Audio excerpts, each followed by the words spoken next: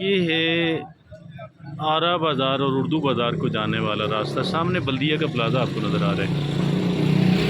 یہ ہے مقبول چوک ذرا ہی آگے جا کر کے، اور یہ یونیورسٹی آف چکوال کی مغربی دیوار ہے، مغربی سائیڈ ہے.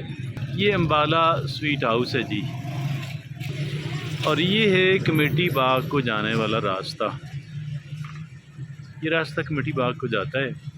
ہمارے بائیں ہاتھ پہ کمیٹی باغ ہے اور دائیں ہاتھ پہ میونسپلٹی کے دفاتر ہیں. یہ ہوا کرتا تھا پرانا رمضان بازار. یہاں پہ بنا دیا گیا ہے سستا ریڑھی بازار، فروٹ اور سبزی. یہ ہے بڑا ویل ڈیکوریٹڈ بازار جو کہ تیار ہے آگے یہاں پہ دکانداروں کے آنے کا. آئیے کوشش کرتے ہیں اندر جا کے دیکھنے کی. یہ راستہ ملا ہے جی اندر جانے کا، چور راستہ، چور دروازہ. یہاں سے جاتے ہیں اندر، دیکھتے ہیں. یہ ہے یہاں کا اندر کی صورتحال. اور اب یہ دیکھیں کہ بڑے معقول مناسب سائز کے یہاں پر یہ اسٹال بنائے گئے ہیں. اور کتنے اسٹال ہیں؟ 1 2 3 4 5 6 7 8 9 10 11 12 13 14 15. یہ 30 اسٹال ہیں جی غالباً. 15 ایک طرف ہیں، 15 دوسری طرف ہیں. اور یہ دیکھیں کہ پنکھے لگے ہوئے ہیں، نیچے بینچز ہیں. اور یہ بینچز ہیں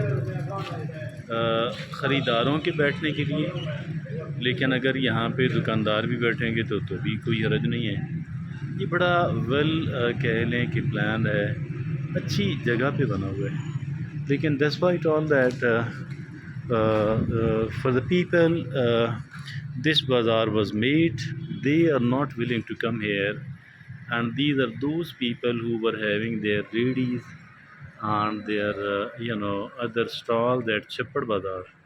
They still want to stay at Chappad Bazaar, but Chappad Bazaar being the only central place in the whole of the town, the municipality want them to vacate and not to do business over there, because that is encroachments and that makes the life of the visitors difficult. So it is a kind of tussle which is going on between the ready stall holders and between the civil administration, between the municipality. See what comes out. There are certain visitors and they too are here just killing their free time. They are sitting here, they are just killing their free time.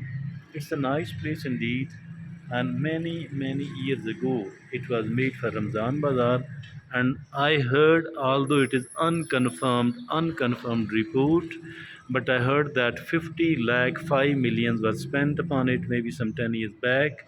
So that is Ramzan Bazaar. But now it is Sasta Ready Bazaar, fruit, sabzi. جی گل کیتا کرو، اللہ دے بندے ہو، اللہ نے زبان دیتی ہے. اور جگہ اچھی بنی ہوئی بیٹھنے واسطے. بندہ بہ کے کی کرتے ہو؟ ڈرائیور شرائیور کی کرتے ہو؟ اچھا، تو انتظار کرو اپنی باری دا. کہڑے روٹ تے چلتے ہو جی؟ ہراج جاندے ہو